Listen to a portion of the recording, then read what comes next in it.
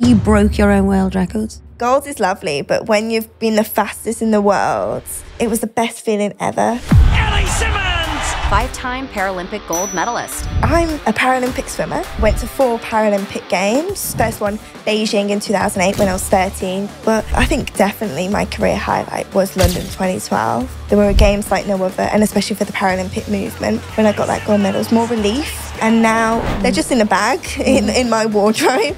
You've won 5 gold medals. Your first gold medal at 13. But you've got a heartbreaking story. Why did you decide to retire? Yeah, swimming is a very lonely sport, but also knowing that I was adopted, I wanted to find out what am I? And I think throughout my life, I've not really wanted to talk about it because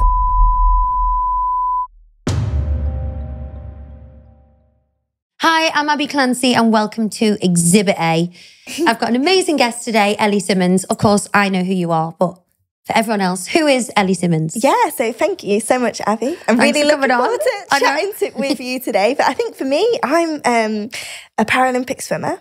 Well, retired now Paralympic swimmer. Went to 4 Paralympic Games. First one, Beijing in 2008 when I was 13. Came away with 2 gold medals. And then 4 years later was probably my proudest achievement and games that I would love to go back and do all again, which was London 2012. I think everyone remembers those games. There were games like no other, and especially for the Paralympic movement. But for me, I had a great games. Swam personal bests, the best that I've ever swam, both heats and finals, and came away with the full set, really. 2 golds, a silver and a bronze. So it's nice to have the whole collection. Yeah, you know, exactly. I know we talk about winning and we like we're both very, very competitive. But you know what? It's nice to get golds, but it's nice to get other colours as well. Exactly. And then 4 years after that, I went to Rio 2016 and came away with a gold and a bronze. And then 4 years later, well, 5 years actually. No, 4 or 5. Well, there was COVID in the way. 5 years, I went to my last Paralympics in Tokyo in 2021 and I didn't get any medals, but I was a bit old for swimming. That's the thing with athletes. Obviously, I know being married to one myself, it's such a short life, you know? Yeah, it's weird, like, because I've retired at the age of 26, I retired, and people are like, you retired that young? Yeah. But for me, I was so lucky that I found my talent and my sport at a young age, and like going to my first games at 13 and the career that I've had, it's like now I'm having that second career. Yeah. But I was lucky that, I found it young and that's the sport that I did. Whereas now it's like, is that next chapter in a way. I think anyone finds their talent, don't they? Yeah. What things that they enjoy, things that they like doing. It could be at any age, but mine was just younger. And like you said, with Pete or with any other athletes, it's such a short span of their career, but they dedicate their life to it. Yeah. I live and breathe swimming and my sport, and I got to travel the world and meet so many amazing people and represent my country and just so many amazing, incredible things that where I'm sitting here now, I wouldn't have got a chance to do if I wasn't an athlete. And this next career as well is I'm loving. Exciting. Yeah. Let's go back to baby Ellie and where it all began. You know, you've got a heartbreaking story, you know, doing the research on so many things I didn't even know about you. And I was, you know, really upset me, like the start you had in life and how far you've come, you know. Yeah. Champion, record-breaking Olympian, you know. Talk me through your early childhood. Yeah, so I've actually only just recently spoken about it, but I was adopted at such a young age. And I think throughout my life, I've not really wanted to talk about it because I wanted the swimming to do the talking. Yeah. And I think for me, I wasn't until I retired that I wanted to find out who I really was. But young age, at the start of my life, I had I still have, a great family. My parents, Van and Steve, and loved swimming. From like you, Abs, I've got a big family. I've got 3 sisters and 1 brother, and they're all adopted too. And my parents used to foster. So we're very much a family of that welcomes so many different, inclusivity and lots of different people, and with a family that just is full of love, full of opportunities. My parents, and especially my mom, drove me to all these amazing activities after school. Like, I don't know about you when you were younger, but I hated being bored. I could never sit on the sofa. I had to be doing something all the time, whether it was ballet, whether it's stage school, whether it was swimming. I always had to be on my bike, on my trampoline, with my friends, hanging out in the cul-de-sac, you know, going to the park. And I've always been aware of that. I've been adopted. So how did it work with your family? Were they very open and honest with you from a young age that you were adopted? Yeah, always been. I think as well, because my parents fostered, because my other siblings are adopted, it's been very much an open conversation. It's been a conversation. What were those conversations? Just talking about, you're adopted. Like some of my older siblings, they see their birth parents as well on a regular occasion. So we've just been always my sibling, they're going to see the birth dad on the weekend. You know, Did that upset your mum and dad? No, because they've been they're so open to it and so open to talking and other people, and just things happen for a reason. And we were very much, open to change and open to differences. And like even my family, my cousin, she's got Asperger's.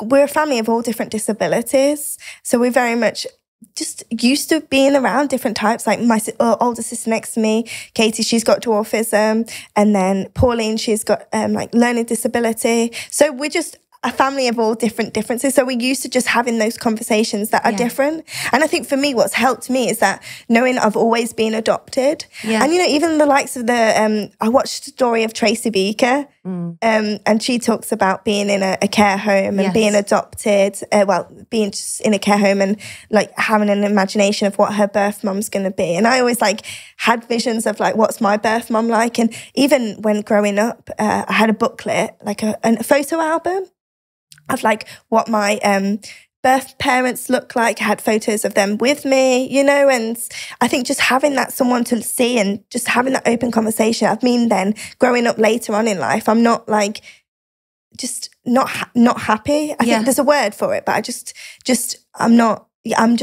know who they are. You don't fear it in a way. Yeah. I don't fear.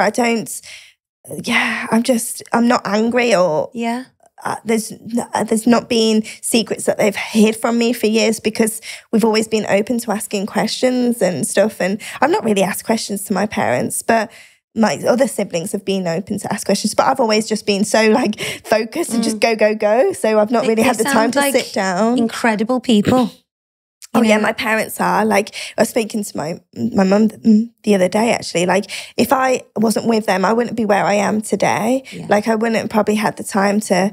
My parents sacrificed a lot to take me swimming, to take me training. How did they do that with 6 kids? Was it 6 kids or 7? Five of us in total. Because I was saying to you earlier, just me trying to juggle the 4 kids with the after school clubs and all their different commitments.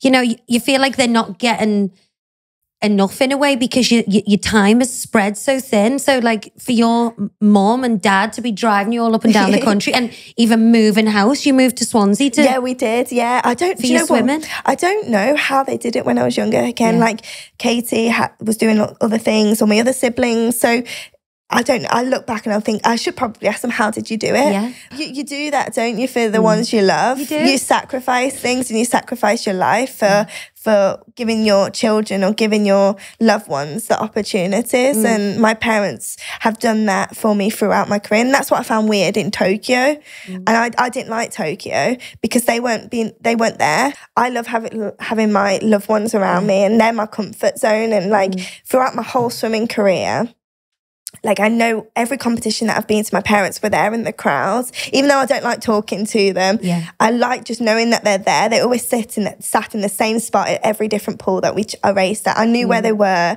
It was my comfort zone. And having them not there in Tokyo was just odd. They weren't, they were 50. Why didn't they go? Because of COVID. So like we couldn't have anyone in the crowds. And how was that? Like, oh, it was odd. Swimming with no crowd? It was so odd. I didn't like it. I realised actually I love competing in front of a crowd. I love that adrenaline rush. Yeah, it makes me shit myself even more. You know, it makes me so nervous having a massive crowds behind in the audience, and especially like London 2012, like 17,500 people cheering. It made me so nervous, but I loved it. It was so exhilarating. I think that's something that an elite sports person thrives on, because pressure. You know, my husband, I'm like, I don't know how you do that. Go out. Well, obviously he's retired now, but how do you go out and perform in front of 30, 40, 50,000 people?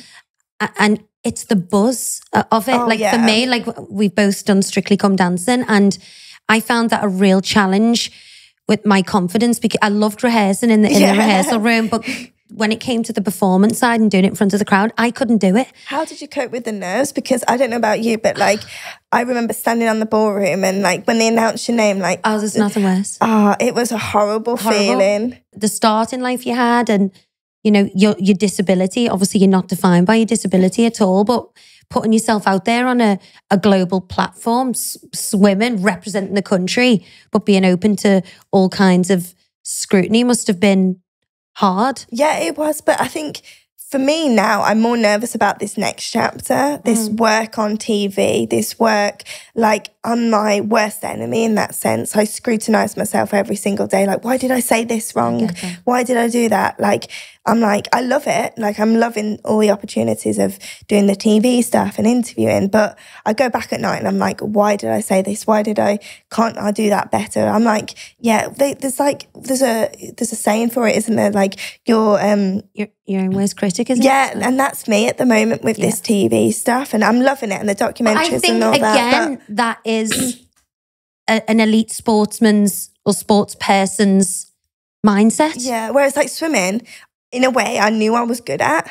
So I had that, even though I was nervous, even though I, sometimes would be like, how do I cope with this pressure? In the back of my mind, it was something that I did every single day. Yeah. I had 9 swim sessions. I did it since I was 5 years old. It was my comfort blanket. I was talented at it. I knew I was good. I'd represented my country. So I had that natural confidence when I walk into a swimming pool, and I knew that I could go out there and smash it. Whereas, so I think when you practice and when you're good at something and when you work hard at something, your nerves are there, but you've also got confidence. So I think self-belief. Yes, belief is definitely a big, big thing. But also I think it's okay to be nervous. Yeah. Because it shows you care. It shows you want to do well. It shows you're passionate. It shows it's okay to have that sick feeling and that adrenaline. Do you think you were born with it, or do you think? I think like I've always been tenacity, the determination, drive. I think I was born with it.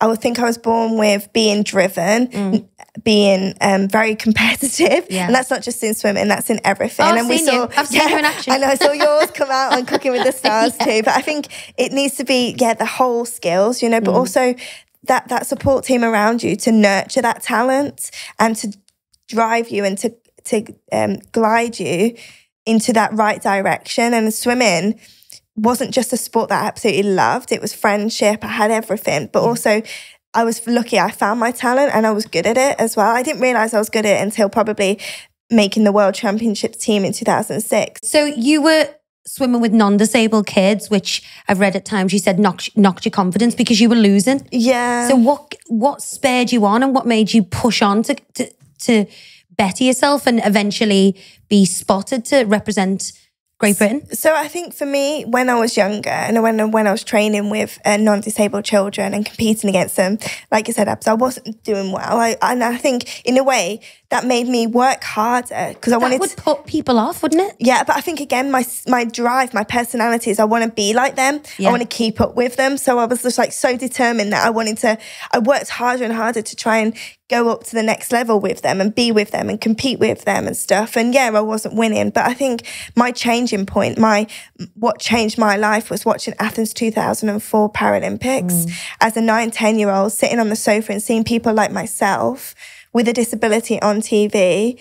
And I was like, oh my gosh, I can compete at Paralympics. I can compete against different disabilities. I can compete with people like myself. And I was like, I said to my mum, like, how old do you have to be to go to the Paralympics? She was just like, you have to be 12 and older. Well, she said at the time, any age, but you know, you have to be 12 and older. But I think for me, again, my personality is so driven, so determined. I was like, I want to do that. I want to compete at a Paralympics, and that's where my dream started. But I think looking back, I think what helped me become good at a young age was the difference between me and a non-disabled person. Because so when did you realise you were different? Do you know what I remember? When you're a young kid, you know, everyone's kind of the same height, and you then then differences start to appear.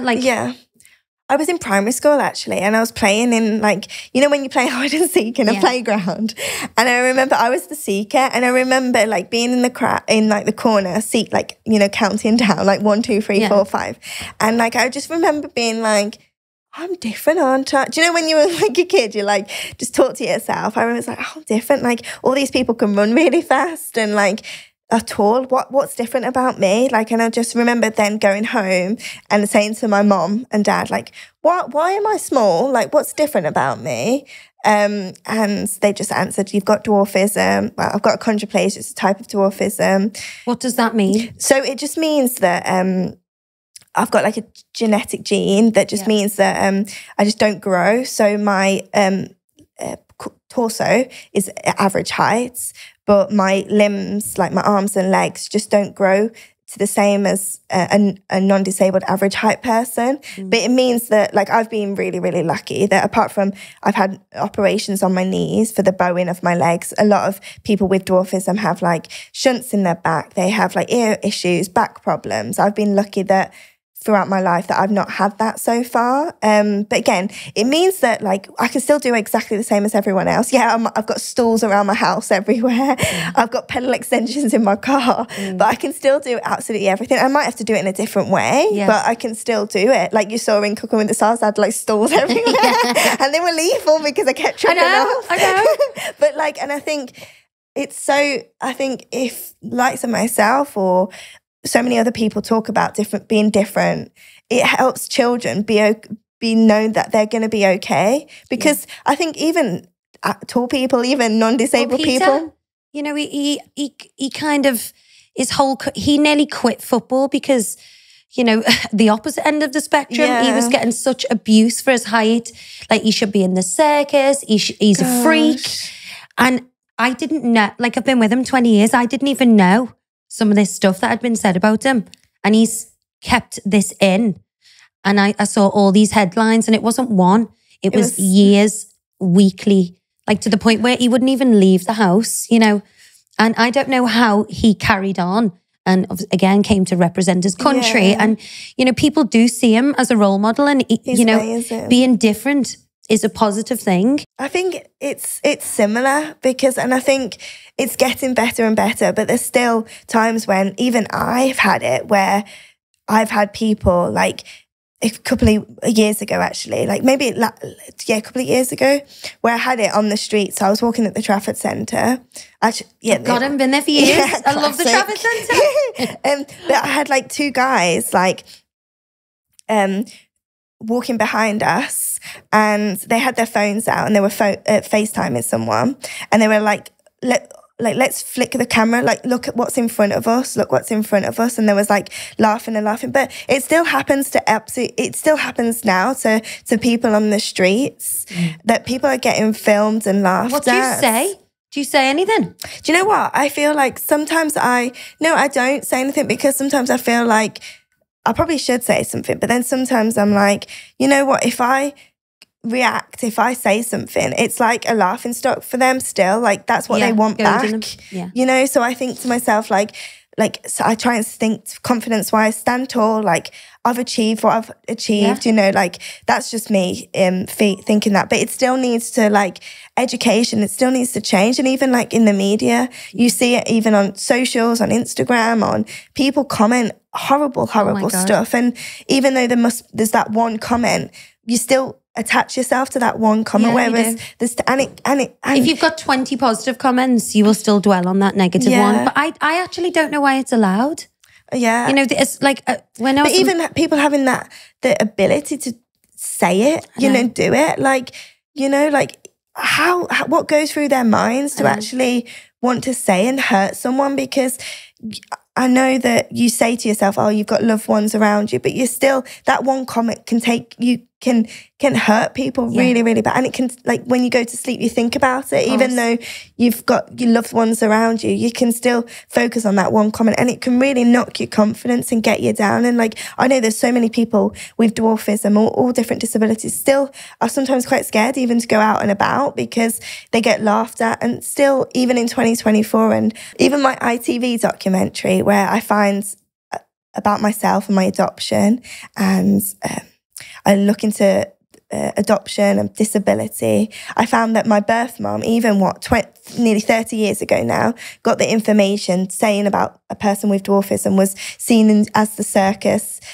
They were not mentally going to be right. They were going to be laughed at. They were going to be all that type of stuff. And that was 30 years ago. And that's like, to know that was not that long ago, really. It's not long ago at all. And it's absolutely disgusting. And it's kind of so outdated. But I just put myself in that position. Like most women who are pregnant and about to give birth, you've got so many like fears and you're hormonal. Like to get given information like that before you're about to give birth or after you've given birth, I don't know what they're thinking. I think you know what? I think more support should be given to you guys, given to parents or to birth mothers, and especially when you want the best for your baby, don't you? And when you hear the news that your child is different, has a disability, you need the people that you trust, such as doctors, such as midwives. And I know they're incredible. They go above and beyond to support and help. But I think the wording could change. Even the likes of, like when I did my World Without Dwarfism documentary, the wording that they got told when their child has dwarfism is, there's an opportunity, you could abort it. Where straight away that is negativity. And that's a negative seed. Yeah, and that's the support as well, because there's so many amazing charities out there. Yeah. And even like Little People UK or Dwarf Sports Association or Restricted Growth, like they should be directed to those charities to know that actually the child, even though it has a dwarfism or it has a disability, it can still live a fulfilled life. And I think that's why TV is so powerful. Could go on to being a gold Olympic. Yeah, or even like just knowing that life's going to be okay, because like you said, Abs, like you're vulnerable, you're emotional, you've just given birth and your child is different. And not every woman given birth has a great support network around them. So if they're already going in feeling vulnerable and then they get information like this, I can't even imagine what state of mind you would be in, you know. Yeah, and you can't, can you? And I think that's why the support system is so important, and the support system from medical professions and the language that they use and the education and all that, and TV, to like with Strictly, they're having so many different types of people on that show makes change, because when your child is born, you see people like, oh, I remember like Johnny Peacock, who has missing a limb, was on Strictly. He's amazing, you know, all that type of stuff. Inspiring, isn't it, for kids? Yeah, and I think if they can relate to someone who's similar to them, you know, it just gives them an extra boost of confidence. Like, what would you say to like kids who are, you know, in a similar position to you or have any form of disability or just low self-esteem in general? I think, like, for me, like, I don't know, like now, since when I have like my low days, I think we all have high and low days. Oh, yeah.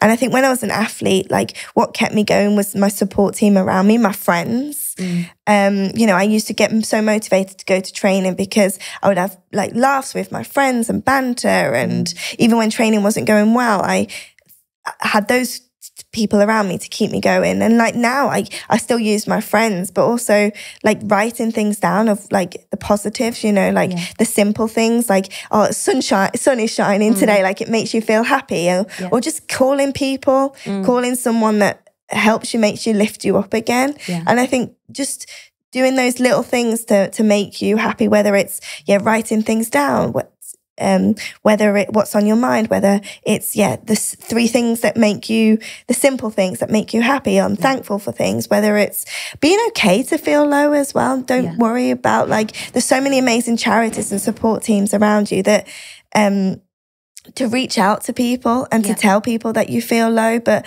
we definitely all have our lows and highs. But I think when your lows is prolonged for a lot longer, that's the time to reach out and to use the support system and to use the support charities out there.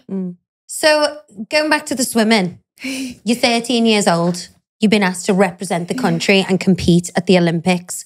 What did that feel like? You know what? I think for me, I was buzzing. I was so, like, literally, I was going on my summer holidays to China, like, and going to a Paralympics. Like, to think 4 years before that, I was watching it on TV and then finally getting the opportunity to go. And because we never expected to go to Beijing. The plan was London 2012. That was like the plan, because I would be 17 by then. We never, in the wildest dream, as my coach, Billy Pye, who was my coach from 12 till when I retired. Is that Billy who came to Cook with the Stars? Yeah. He's like my second dad, really. I love him so much. Like, he knows me. How did you meet him? So, long story. So, I got picked to go to my first World Championships in 2006 when I was 12. And he was like a coach there. And you know when you just click with someone? Yeah. And I clicked with him straight away. And then on my summer holidays, because at the time I was based in Birmingham, Warsaw, with my family and all that. That's where I grew up. Yeah. On my summer holidays, I would go and train with him in Swansea. And where he trains was a high performance centre for para swimming. So it was a big group there. There was probably be about 12 people there. And I just loved being with them, with people like me. Same like mindset, mentality, all athletes. And me and him just clicked straight away. And I just was like, I just wanted to be trained by him. And then after World Championships in 2006, as a family, we all sat down and decided that training at my swimming club, Bolmere, which was incredible, they got me so far, I needed that next extra step if I wanted to go to a Paralympics. And we thought about like lots of different stuff. We thought about private schools. We thought about, going to Loughborough, Bath, all those type of place, Manchester. And it just clicked like, why don't I move to Swansea? So me and my mom moved to Swansea. So Sunday night till Saturday morning, we lived in Swansea. And then on the weekends, we would go back home to be with my family. But it was perfect timing. My sister next to me, Katie, she just was going to university. So it would just be the 3 of us anyway at home. So they made a big sacrifice, my parents, living away from each other. And I probably welcome that after years together. Yeah, they probably Sounds great to me. Yeah, they probably did, to be fair. They're still together now and very happy. But, you know, I think without the sacrifice from them and without that move, I don't think I would have gone to Beijing. And I think that's the things, like, when you want something so bad, you've sometimes got to make those uncomfortable decisions and sacrifice. And I love my time in Swansea. I had the best time. I was in school from year 7 till 6th form, and I had to go to Welsh school, start all new. Did you speak Welsh? I learned it at school, but I was away a lot, so I failed it at GCSE. You know what? It was the most amazing time, and I think without that sacrifice, I wouldn't have got to Beijing, or even London 2012. As a 13-year-old going to Beijing to represent your country, were you not petrified, or were you just like, I'm ready? Do you know what? I think I was probably 13. Do you know when you're 13 going on 30? You think you can do anything, Yeah, you think you can do anything. But also I think I had an advantage in a way being so young.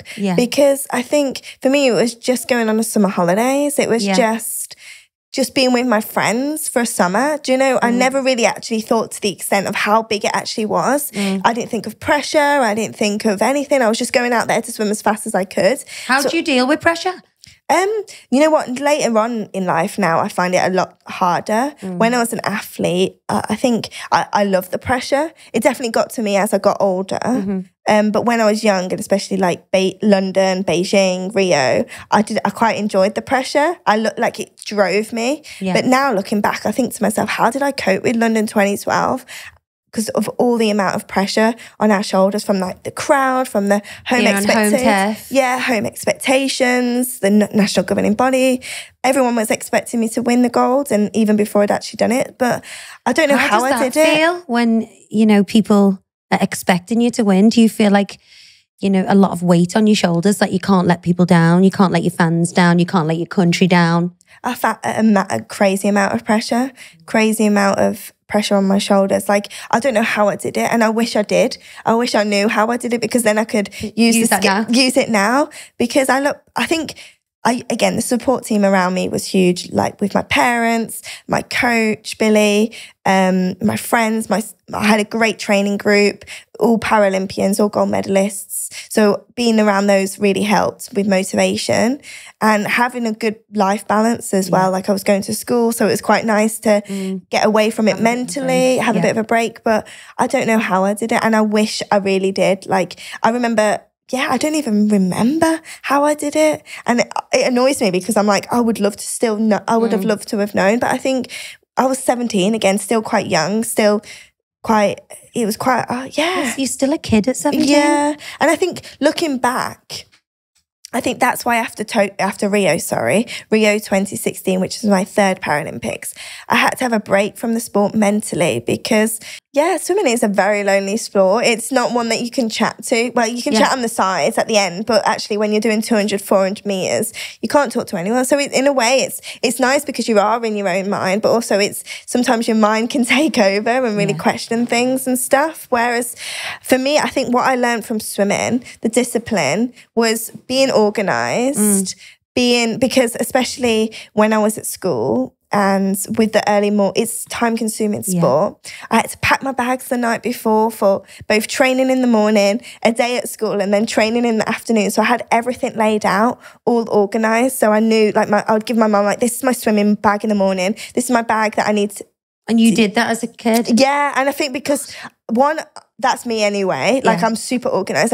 Even now, I live out my diary. My house is very clean, organised. I'm quite OCD in that sense. So one, that was me anyway, but also swimming helped develop that. Also, like, I think the time management as well, I learned, like, we were never able to be late. I always had to be on time for everything. And that was disciplined to me when I was a swimmer. And I think now it helps, because I love getting places early. Yeah, me too. I like to get, even if I'm half an hour earlier, I like to sit, relax, have a coffee. Yeah. I know I'm there, because if I'm late, I panic. It's the worst thing ever. But also, I think, also the skills it gave me to, like, be around so many different people, travel the world, be around so many different cultures. And the skill of being on my own as well, because you're flying on your own sometimes. You're like, being on camps. I can't do anything on my own. Can you not? No. I think it's good to worry, because you're thinking about absolutely anything. And like, yes, it's tough, and yes, it's probably more stressful on your shoulders. Yeah. But actually also you're making sure everyone else is okay. Yeah. And making sure you're okay. But also worrying is not a bad thing. You know, it's okay to worry. Like, I worry all the time. I think I sound pretty similar to you. I like worry, but like even at night, I'm like, oh my God, why did I say that? Why did I wear this? Why did I? I'm like, you beat yourself up. Yeah, and then the next day, it's not as bad as you think it's gonna be. But I think also that's just our personalities, and sometimes it's okay that is like we're our unique self, aren't we? We're our own people, and it's embracing that, I guess. Oh, yeah, exactly. And like, just embrace that difference. Yeah. So we need to talk about these medals. There's so many to talk about. We haven't even got there yet. I forget about them now. I was like, even at the start, I was like, how many medals have I actually won? Because you're just now, like, they're just in a bag in my wardrobe. Talk me through winning your first gold medal. Yeah. So do you know what, Abs? I can't really remember it really, because I was 13. I was quite young, 13? But I wish I did. Can you hear yourself say that? I know. I don't know like how I did it. Like, I look at 13, like I look back at photos, I'm like, you're a kid, you know? Yeah. But I think again, like that had positivities, because I was only a kid, so I didn't really feel the pressure or anything like that. But you know what? I remember touching the wall after the 100 meters, so 2 lengths of an Olympic size swimming pool. And how many meters is that? So 100 meters. 100 meters. So it's a bit like a sprint. Well, 50 meters is a sprint for swimming, but 100 meters. I wasn't the favourite to win. I was like probably going to come 4th, 5th in the 100 metres. But I think because all my other competitors probably didn't, they weren't watching me because they didn't think I could get it. So I wasn't a threat. So they were all watching each other.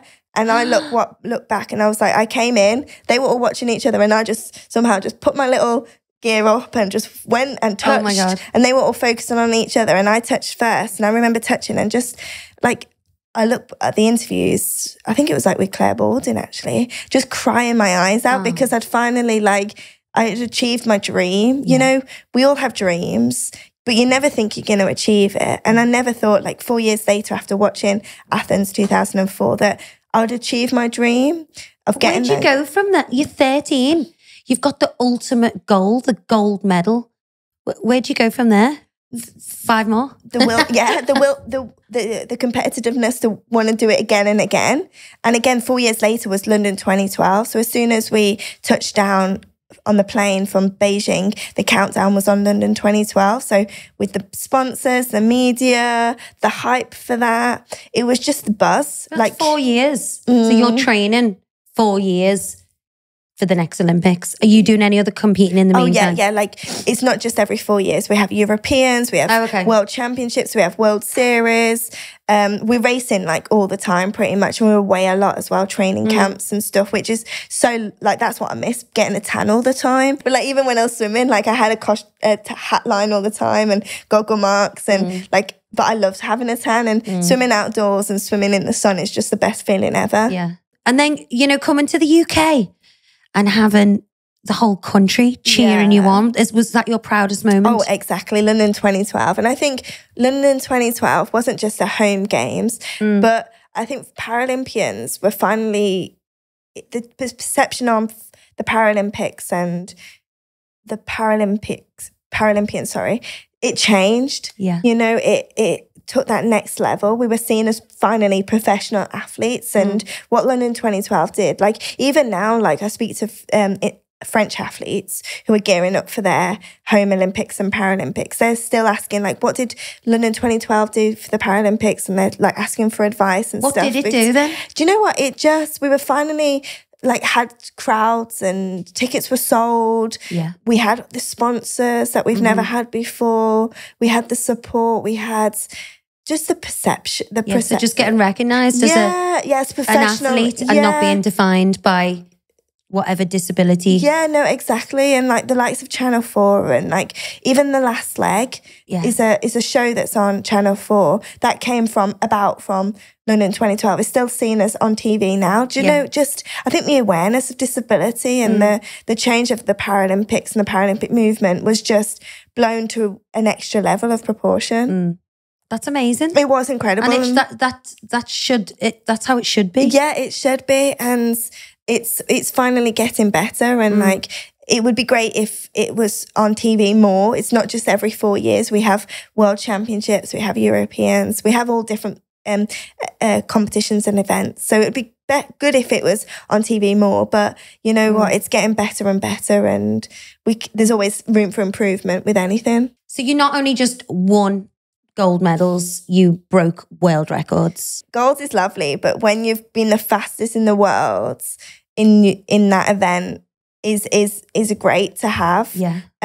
Because it's not just your fastest time ever that you've done, but it's the fastest in the world. So that's what you go for as well, the world records, not just a gold, which is, I would take a gold any day. To have that also added on as a world record it's not even a PB, it's a world record. Yeah. That was yeah. What would you say to anyone who is wanting to, start a career and people have told them that you can't do that because of whatever reason? You don't live in the right area, you've got a disability, you can't do it. What would you say to the people who say you can't do it? Do you know what? I'll use it as a motivation. I would use it and train even harder, or just show them actually, you said I can't do it, actually I can do it. Yeah. Change the perception, change the wording. They believe that you can't, but actually you can. You can do anything. And yes, you might have to do it in a different way. You might have to sacrifice things, but you can get there no matter what. We've seen it in the world, haven't we? Yeah. People have gone above and beyond,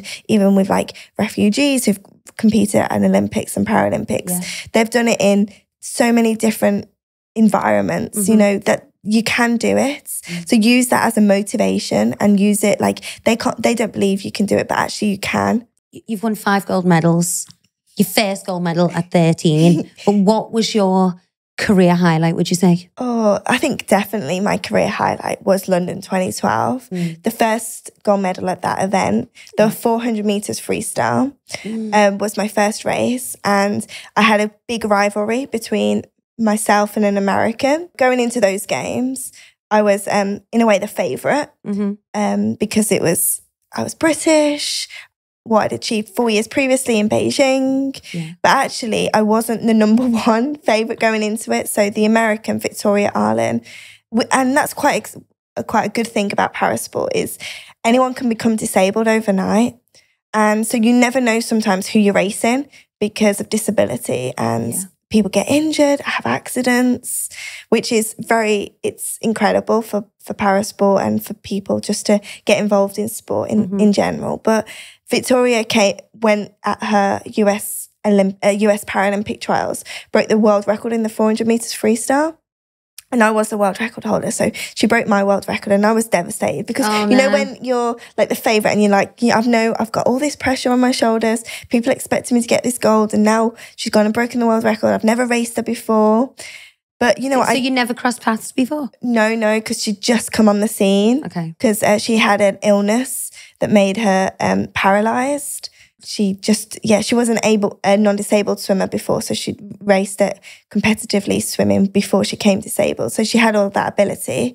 And I knew that she was going to be on form, having just broken the world records. But I used it as a motivation. I was like, I need to train harder. I need to work harder.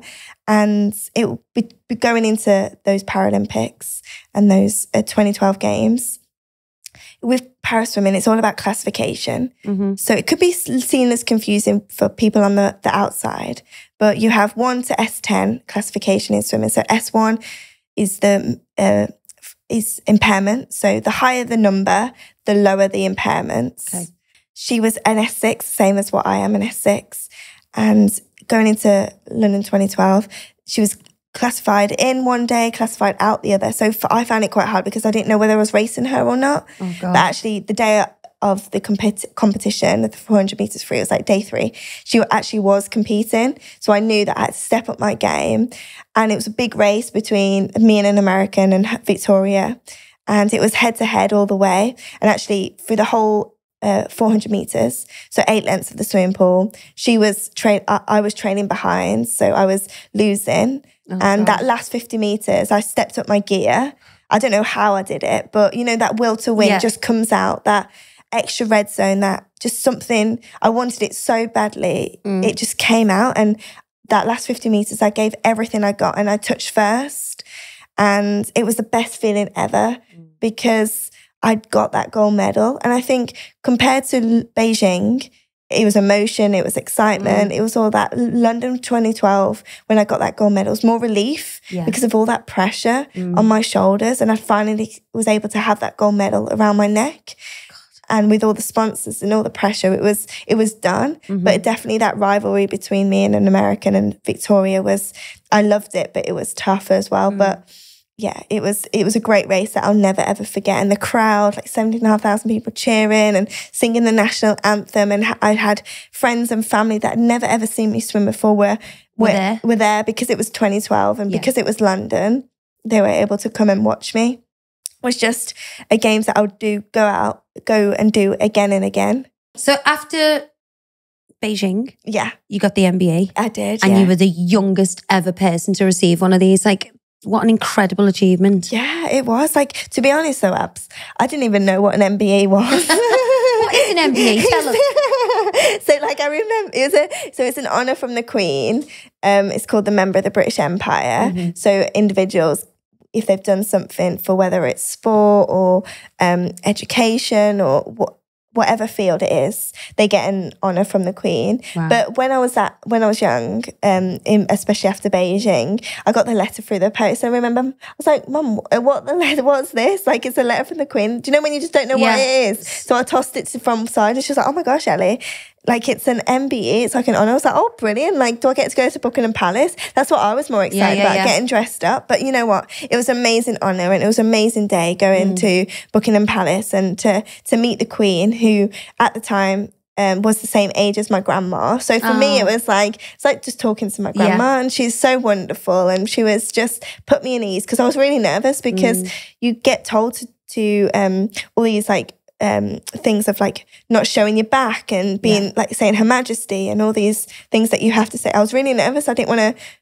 mess those up. So I was just wonderful to be there and to be honoured. And then 4 years later, after London 2012, I got an OBE. But I'm sure it's the same with Pete. Like, you don't do it for these honours. You just do it for the love of your sport. And for me, it was just swimming up and down every day, and to be able to the opportunity to represent my country and to get all these honours is just a bonus. But you just don't do it for that. No. Yeah, because it's like now, I think some kids look at footballers and go, you know, I want the cars, I want the life. But even talking to Pete, he said when he was a little boy, it was just because he wanted the ball at his feet. Oh, you know, that's all he wanted to do. He wanted to play football, and it was nothing else that came with it. Yeah. You know, and I think that's like, you hear, don't you, like watching documentaries of like the sports and stuff. It's just for the love of the game or for the love of things. And I think when you love something and when you enjoy something, whether it's sport, whether it's work, you get the best out of it, because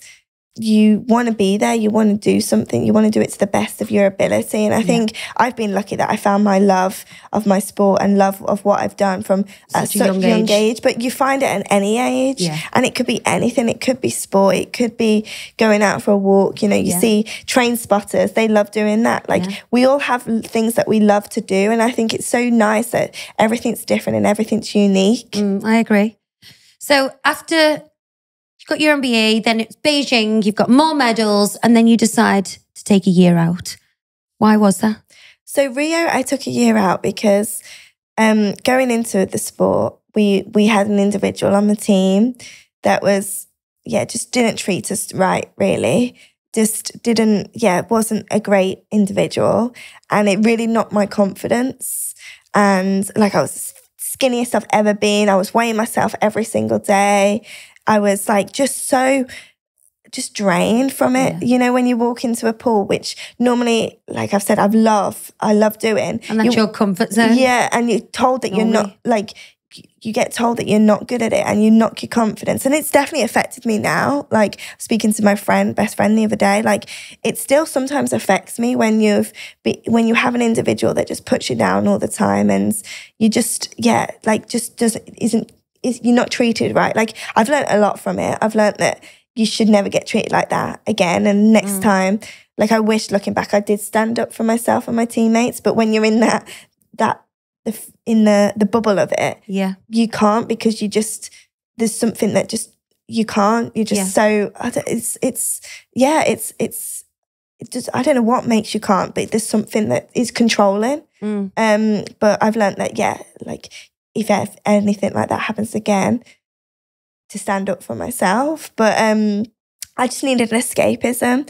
That, as well as 21, I missed a lot of growing up and all that type of stuff. I just needed to get away from my sport and figure out who I was. And how was that welcomed by your coach and everyone around you? Were they like, go for it, go and have a great time? Or they were like, no, you've got work to do? Do you know what? A lot of them were supportive of me, because I think a lot of them realised that the situation that not just myself but my teammates were in. And I was fortunate that I could do that. I could take a break and I could have a year out and go travelling and figure things out. And I look back and I think I probably could have, if I carried on, I probably could have swam a lot faster in Tokyo. But also mentally, I just needed a break. And sometimes looking after yourself mentally is so much more important than achievements and swimming and life in general. You just need to look after yourself mentally. And I did that. And taking a break from the pressure and the situation that we were in and under was just, had me feeling better mentally. And I think that's what I think now. Like, to people, sometimes people work. Like, it's okay to take a leap of faith and try something new or take a bit of a break. Like, when I've travelled, I've met so many amazing people, and it's helped me like gain so much knowledge about the world and different cultures. Yeah. I've learned so much about myself and other people through that. Yeah. And you don't have to do it expensive. You can do it really cheaply. Yeah. Like I've done it so cheaply. What did you do? Where did you go? So I went like Mexico, I did Vietnam, Thailand, Australia, where else? Madagascar. Wow. And again, what's really nice and about sport is because you compete in different countries and you meet lots of different people, and you compete against different countries. You make lots of friends along the way. So definitely during those trips, I've definitely stayed at different individuals' houses of swimmers and stuff. So Amazing. I've had free accommodation in that sense, but it's nice. It definitely, and they've looked after me, and I'm so thankful for all those different types of people. But it's definitely helped me mentally. And I think that's what I'd say, like, it's okay to take that leap of faith and try something new and try something different. And I think you don't know until you try. No. You don't. And maybe sometimes it might not work, but you can always go back to what you used to do. Definitely. So after the travelling, did you compete again? Yeah. So after travelling, I decided that swimming, in a way, I changed my mindset, and it helped having that escapism and that break. That I love swimming, and I found my love back for it. Did you miss it? Do you swim? So, like on holiday and stuff? No, or is it like, you know? But now, like, actually, since this year, I had a bit of a break from swimming after retirement, and now being retired 3 years, I try and swim once a week just to get myself back in the water mentally more than anything. It must be hard, like I get bored your whole life swimming every day to not doing it. Yeah, it was weird, and I think a lot of sports people talk about it, don't they? Yeah. When you make that decision to retire, you've done your sport for so long. You're missing a massive part of you. You've lost your identity in a way. Like, I think a lot of sports individuals, and I know myself, we have that 4-year plan, that year plan, that week plan, that day plan. We know where we've got to be every single day, and then you wake up and that plan's not there anymore. You get lost. You're like, what can I do? What is there? Like, yes, you've got so much opportunities and so much choice because you can do anything, but that's the hardest thing is you wake up and you're like, what shall I do? And you hear stories, don't you, of people getting lost and getting addicted to things and going on the wrong path and all that type of stuff. But it's tough. Like, I know that I've had definitely highs and lows, and I've had very much of an emotional roller coaster, and especially now trying to figure out this next chapter and this next life. I compare myself to what I was like as an athlete, and now I want to be good again at something else. Yeah. So I'm like trying to find out what I want to be good at. And sometimes it's hard because, like, for me, my reward was gold medals. Yeah. And I had that, and it was substantial. I saw it. I swam as fast as I could, and the time was good, and I was being able to see that I was good at something. Whereas now, this new chapter of life, it's like you don't really get told you're good. Yeah. You don't get told, like, you do get told like you're good because you get asked to do more and more things, but there's nothing that you can like grab onto that's substantial that you know that you're good at. So like, again, mentally it takes over. You think, oh my gosh, you're seeing other people get signed for things and doing lots of things. And again, it's hard because we shouldn't compare ourselves to other people, but naturally you do. And it's a natural thing to do. It's mentally tough because you want to know that you're good at something, but there's nothing to reward you with it. Why did you decide to retire? So I decided to retire for many reasons, I think. I was getting more resentful with my swimming. I was like going to the pool and I was like, oh, I want to be somewhere else. I want to do other things. And then also I'd done everything I wanted to do. Like, never in my wildest dreams when I was watching Athens 2004 as a 9-10-year-old would have thought I'd got the opportunity to go to 4 games and get the medals that I've done and done all of those games and opportunities. So I just was ready mentally. I was just ready for that next chapter. But does that bring any, because obviously when you're this athlete, you're training every day, you're focused on something, and now all that training, focus, attention is gone. You've got more time to think. Yeah. So I did. And with that more time to think, I questioned who I actually am. Not just as Ellie Simmonds swimmer or taking that year out, but also knowing that I was adopted and am adopted. I wanted to find out who actually, what am I? So because up to this point, you'd never met your birth mother? No. And you know, when you go to like the doctors and they always say like, what's your medical history? Have you got anything in your family? Like, I've never known any of that. And why did you wait to, you're what, 26 at this point? Yeah. Why did you wait so long to ask those questions, or you never thought to seek her out before? Because I was so focused on swimming. I didn't want any distractions, because I've heard it from other people who've gone through the whole journey. It's so emotional and it brings up so much stuff. And I was lucky that I got a positive outcome, but lots of people don't get that outcome that they want. And it's tough. And when I was a swimmer, I just didn't want any distractions. I was so focused. I didn't want any of that to be an added emotion to my swimming and to my sport and a distraction. And it just wasn't the right time. And I think like meeting loads of people who've gone through the same journey as me, finding out who they actually are, you've got to have that right time for you. Yeah. And I was, after retiring and after Tokyo, it was just that right time. And it was tough because I decided then to do Strictly at the same time, and do Strictly to finding out who my birth mother and my adoption and all that type of stuff. Like, there was a lot of emotions going on, and I think still now I haven't really fully processed all of it. What did you find out? So I found out, like, again, my birth mother. I found out my foster family. I found out, like... So you were given away for adoption? Yeah. At birth? Yeah, about like 2 weeks, yeah. And then you were fostered?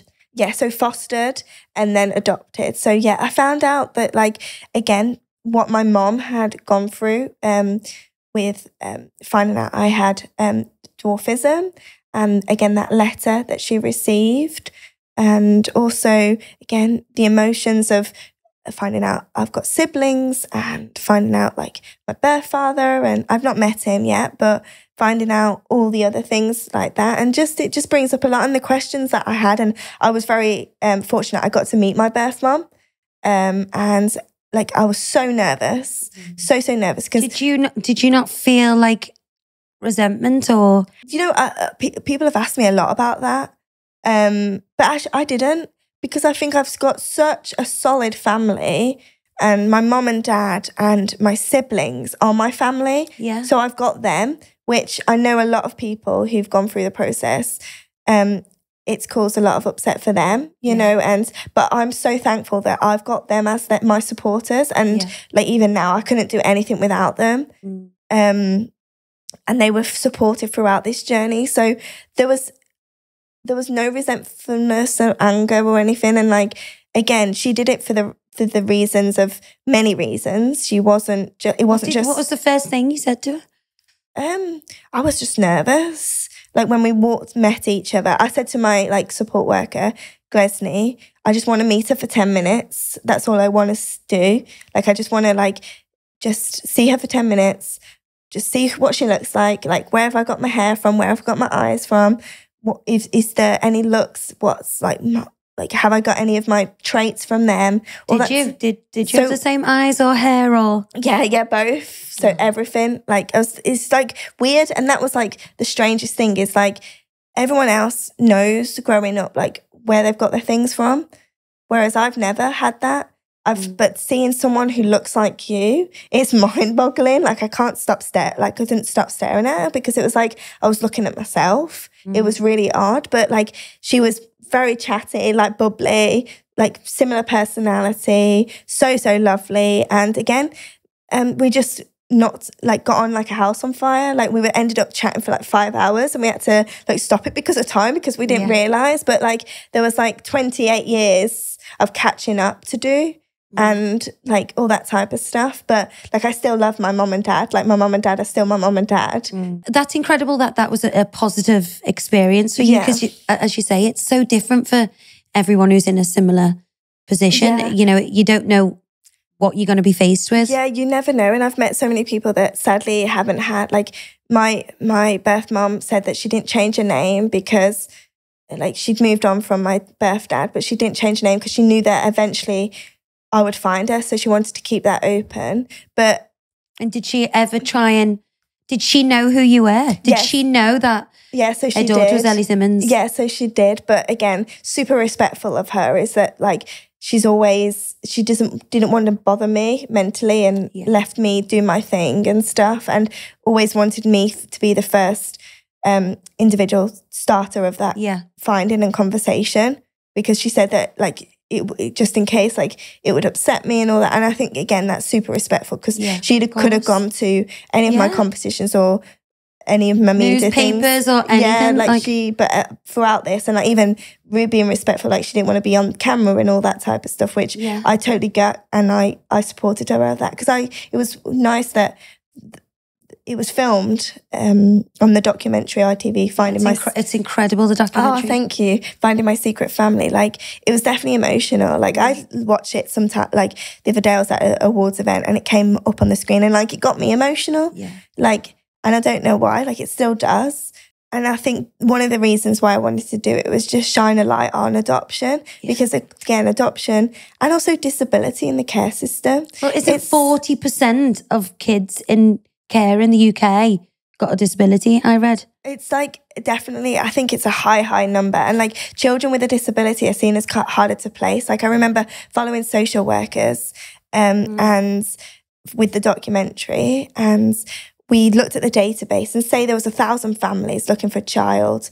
When they said that they were happy to have a child with a disability, went from 1,000 to about 8. No way. Yeah, like not many people are. Again, I think it's whole education. It's teaching people that just because you've got a disability, it doesn't mean, you know, it's going to be more expensive or a harder life or tougher. Like, I think people just need to be given more information on things. I think again people are scared as well, because I think again with society, everyone wants that perfect baby, don't they? That they can put on socials, that they can put on, like, do all that type of stuff, that when your baby's different, it's a shock and it's not what you expect. Yeah. And also then you've got the choice of having a baby. You still want that perfect baby. Yeah. But again, like, I think when someone hasn't had a disability in their family, or they're not seeing it out and about, again, it's daunting. And like you said, it can be more expensive. It can be lots of time, lots of appointments in hospitals, but it can be also done. And children with a disability still need the same love as everyone else. And all they want is a family. And I've been so thankful that I've had that. Have you spoke to your mum and dad, like, about the reasons why they, you know, chose to adopt children with disabilities? You know what, not, but I think because they're so open to having like children with disabilities, I think how I came about is because my sister had dwarfism. They saw in like the database that they'd already got a child with dwarfism and adopted one. So they were like, there was me around and available. So they were like, oh, like, what about having another person with dwarfism? And I think my parents can't say no really to babies. So they just said yes to me. And yeah, because I was in a different council and a different district. So normally I think they try and keep in the same like council and area. But no, I was totally, but again, because my parents are so open to different disabilities and again, supportive of that. Would you adopt? Yeah, no, I think so. Like, again, it's traumatic and it's emotional. I'd love to have children of my own. Yeah. But again, if it's the right situation, there's definitely, I know there's a lot of children, not just in the UK, but worldwide, that need families. So yeah, if I'm in the right situation, I would in the future. And if my other half would like that too. I don't know. They don't have a choice then. Moving into your retirement and what is next? You know, after your documentary, what you did, you did another documentary. Yeah. So I did A World Without Dwarfism as well, which is a documentary on BBC. And it's, so with dwarfism, there's this new drug come around by Biomarin, which is a drug company, pharmaceutical company, called Vosoritide. Yeah. And it's a drug where a child with dwarfism can inject themselves every single day. And From what age? Oh, well, actually, they've just started, when I did it, they just started testing it on babies. So over here in the UK, it's not been, it's still on trial on the NHS. It's not been approved fully. Or in America, it's been approved. From 2021, I think, wasn't it? Yeah, like in America, it definitely had been approved. And how does it work? The child injects themselves, and the protein from the drug hits the protein of like their bones and the growth and makes them grow taller. Whereas vosoritide are also saying that it can help and improve life of individual with a dwarfism. So again, bowing of the legs, stunts in the back of the neck, the back issues and problems. Whereas actually they're not testing that; they're only testing the how tall the child, how tall the child grows. So again, this is a factor of, are they actually changing the individual to make them fit into society, whereas they grow taller to be seen as everyone else? Actually fixing medical problems. So in a way, it's like, why is this drug around? Like at the start, I was very much against the drug, whereas now I'm like a bit impartial because again, it's choice, isn't it? People will have choice, whether it's to change the look of them, whether it's to be taller, whether it's to be thinner, all that type of stuff. And this drug is around to make a child with a dwarfism taller. Whereas what needs to be more done is the education and being like, it's okay that you're going to be small. Like you can still do everything else. It's okay to be living with dwarfism.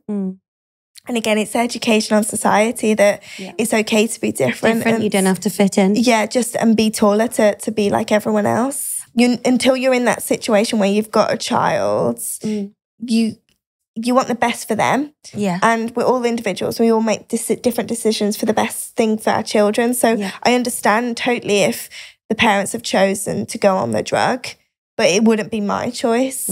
So what is next for you? I know you've got your kids' books out. You've brought your documentaries out. You've been on Strictly. What is next? Again, just grasp every opportunity. Yeah. Travel more. I love traveling. I've just been to Poland, and continue traveling is definitely like one of my hobbies. And just grasp every opportunity, which I'm sure is exactly the same with you, Abs. So before you go, if you could just leave our listeners with one piece of advice or a mantra that you live by. Yeah, it's one piece. That's tough, isn't it? Because there's loads that I've learned. I think for me is just support people with different disabilities, you know, and I think also treat them exactly the same. And yes, you might have to adapt your office building or adapt your way, but it still can happen. So I think reach out and use different disabilities. Use people in either your workplace, or reach out and use them to talk to, you know. I think, and it's great that this world is so different, and let's celebrate our differences. Yeah.